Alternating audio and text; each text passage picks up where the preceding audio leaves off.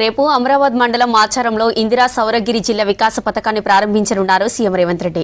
అక్కడి నుంచి స్వగ్రామం కొండారెడ్డిపల్లి వెళ్లి స్థానికులతో మాట్లాడతారు. వీలైనంత త్వరగా లిఫ్టులు పూర్తి చేస్తామన్నారు మంత్రులు. ఇక నిజాం కాలం నాటి భూ నక్షాలకు మోక్షం కల్పిస్తామన్నారు. వచ్చే వారం నుంచి ప్రయోగాత్మకంగా 5 గ్రామాల్లో రీసర్వే చేయిస్తామన్నారు.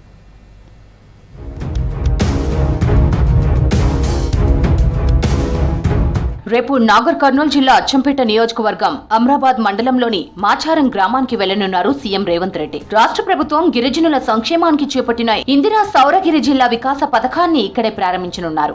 ఉదయం హైదరాబాద్ నుంచి బయలుదేరి 11 గంటలకు మాచారం చేరుకుంటారు. పథకాన్ని ప్రారంభించి ఫోటో ఎగ్జిబిషన్ సందర్శిస్తారు. స్థానిక సీతారామాంజనేయ ఆలయంలో ప్రత్యేక పూజలు చేస్తారు. మాచారంలో జరిగే సభలో పాల్గొంటారు సీఎం. మాచారం నుంచి రోడ్డు మార్గాన తమ సొంత గ్రామమైన వంగూరు మండల కొండారెడ్డిపల్లికి వెళ్తారు రేవంత్. ఆంజనేయ స్వామి ఆలయంలో పూజలు చేస్తారు. ఆ తర్వాత గ్రామంలోనే గంటపాటు ఉండి అందరితో మాట్లాడతారు. ముఖ్యమంత్రి రాక కోసం జిల్లా అధికారులు అన్ని ఏర్పాట్లు పూర్తి చేశారు.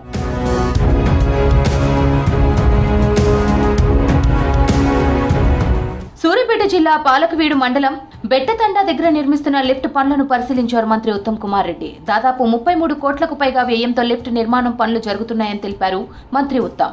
వీలైనంత త్వరగా లిఫ్ట్ పనులు పూర్తి చేయాలని అధికారులను ఆదేశించారు. దీని కింద లబ్ధి పొందే రైతులు 2176 మంది. అందులో గిరిజనులు 1877, ఎస్సీలు దళితులు 34 మంది, బీసీలు 168 మంది, ఓసీలు 97 మంది. ఇది ఈ స్కీమ్ యొక్క ముఖ్య వివరాలు. దీనికి భూసేకరణ అయిపోయింది, పైసలు కూడా ఇచ్చేసినాము భూసేకరణకి.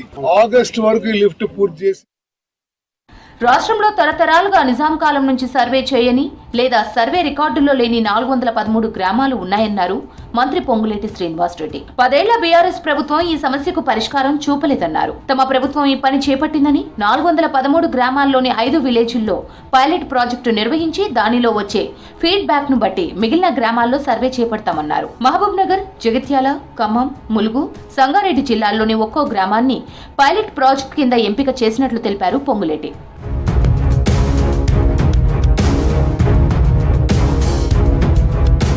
రాష్ట్ర సర్కార్ క్రీడలను, క్రీడాకారులను ప్రోత్సహిస్తోందన్నారు ప్రభుత్వ విప్ ఆది శ్రీనివాస్. సిరిసిల్లలో క్రికెట్ స్టేడియం కోసం భూమిని పరిశీలించారు ఆది శ్రీనివాస్.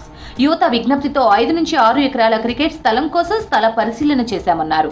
ప్రతి ఒక్కరికి అందుబాటులో ఉండేలా క్రికెట్ గ్రౌండ్ ఏర్పాటు చేస్తామన్నారు. ఏదైతే స్పోర్ట్స్ అథారిటీ చైర్మన్ ఉన్నారో వారితో ఇప్పటికే మాట్లాడడం జరిగింది. వారు కూడా త్వరలోనే సిరిసిల్లకు, వేములవాడలో కూడా ఒక 5 ఎకరాల స్థలం కావాలని అక్కడ కూడా ఇచ్చేటువంటి ఏర్పాటు కలెక్టర్ గారు చేస్తున్న క్రమంలో, ఆ తర్వాత కోరుట్లలో కూడా ఒక 5 ఎకరాలు ఒక కారిడార్ గా క్రీడా మైదానంగా, క్రీడాకారులకు కారిడార్ గా సిరిసిల్లలో 5, వేములలో 5, కోరుట్లలో కూడా 5 ఎకరాల వరకు ఇంచుమించు క్రికెట్ మైదానాలకు ఇచ్చేటువంటి ఏర్పాటుని ఈరోజు ఈ ప్రజా ప్రభుత్వంలో, ఇందిరమ్మ ప్రభుత్వంలో క్రీడాకారులకు కూడా మేలైనటువంటి కార్యక్రమం అమలు చేసే క్రమంలో ఇవ్వడం జరుగుతుందన్నమాట. ఈ సందర్భంగా నేను తెలియజేస్తూ, పెద్దపల్లి ఎంపీ వంశీకృష్ణ ఫోటోను, పేరును సరస్వతి పుష్కరాల ఇన్విటేషన్ లో బ్యానర్లలో పెట్టకపోవడంపై జిల్లాలో నిరసనలు కంటిన్యూ అయ్యాయి. ఒక దళిత ఎంపీని అవమానించారని మండిపడ్డారు నేతలు. బాధ్యులపై చర్యలు తీసుకోవాలని డిమాండ్ చేశారు. చర్యలు తీసుకోవాలి. ఎంపీ గడ్డం వంశీకృష్ణను అవమానించిన వారిపై